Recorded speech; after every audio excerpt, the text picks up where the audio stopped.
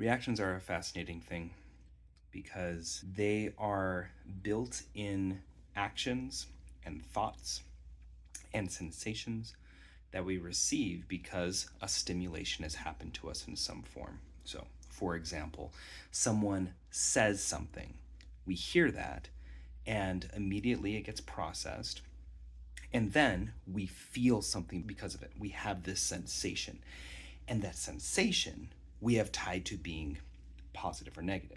We have a clinging to it, or we have an aversion to it, and thus we act. We do something, whether that's smile and get excited, or if it's get mad at the person, or if it's get puzzled, or if it's, oh, that doesn't really matter all that much. All of those actions, the reactions, because it's a reaction because you didn't consciously choose to act that way. So that's the big thing with reactions. It is an action that we perform not consciously because of a sensation that we have experienced. So, this is where wisdom is really powerful and why meditation is such a unique and very effective way of being able to help us act in wisdom rather than be reactionary. So, in meditation, for me, Vipassana meditation is the example that I like to use. So, in Vipassana meditation, you're doing a full scan throughout your body, and you're just going piece by piece, sensation by sensation. And that's the thing. You're feeling all these sensations, and the whole point is to not react to them, it's to just observe. To just see them. So, within that space, if you have pains, aches, if it's hot, if it's cold, if it's whatever, those are all sensations, and a lot of times we have reactions to those things, whether it's, oh, it's so hot, or, oh, I'm chilly, or that is really painful. Even our bodies can start tensing up, all sorts of things. Well, those are all reactions. So, in meditation, as we are moving through, we learn to not react. We learn to not give an involuntary action because of a sensation that we are having. Instead, we learn to be able to see it, experience it, and then take a breath with it. And this is where wisdom comes in, and choose how we wish to be in that situation. So even though we're feeling these sensations, we suddenly are able to consciously choose how we wish to show up, how we wish to act in it, how we wish to be, period. So that's where acting in wisdom comes in. A good example with this. A lot of people, they have an aversion to disappointing other people.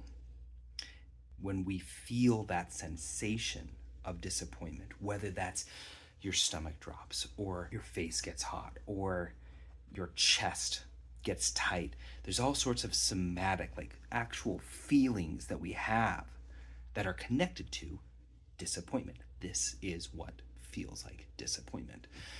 And so we want to avoid feeling those sensations. And so thus we react when we realize that we've disappointed someone or that we're going to.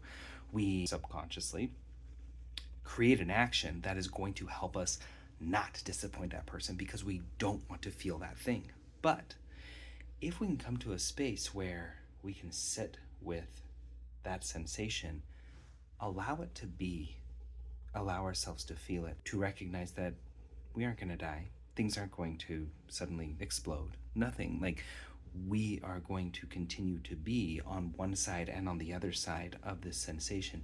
And we allow ourselves to be with it, to get to the other side of it and see what it becomes. See what actually happens on the other side. See how things transform. That's when we start to break down those reactionary patterns. What I like to see it in my mind is that the reactions are deep grooves and that we're filling those in. We're allowing it to come up so that we can have so much more choice, so much more engagement with wisdom in those spaces. And that's huge because it means when you're coming into a space and someone knows that you don't like to disappoint people, and so they say something that makes you feel like you're disappointing them, that right there is a way to be able to influence someone else to act a certain way. But for you, if you no longer have that reaction, And you're able to sit with it and be like, okay, it's all right. I'm okay. I'm all right. I can be in this. How about I talk with this person about what this is and why I no longer am able to fulfill this side of what is causing the disappointment? And then a new conversation happens. And suddenly that sensation can shift. It doesn't mean the same thing. When we feel certain sensations, it doesn't mean bad or wrong. Most of the time, it's just connected to a reactionary path that we have built in over all of this time. And that's the beauty, is we can become not attached to having a clinging or aversion to those sensations. In other words, I really like feeling this. I really hate feeling this. Being able to release those and say, oh, I just feel that. That allows us to not react, but rather take a breath, and we get to choose how we wish to be. We get to act in wisdom. We get to act consciously rather than having subconscious actions or reactions. So it's a really big space of power, of growth, of being as you wish to be in your life, rather than being how you've been calibrated to be in your life. It's a great place of agency, and it can transform everything, because then you get to choose how you wish to be. You don't have to just be how everything expects it to be, how everyone expects you to be, how you expect you to be, because you get rid of the reactions. Anyway, hope that was helpful.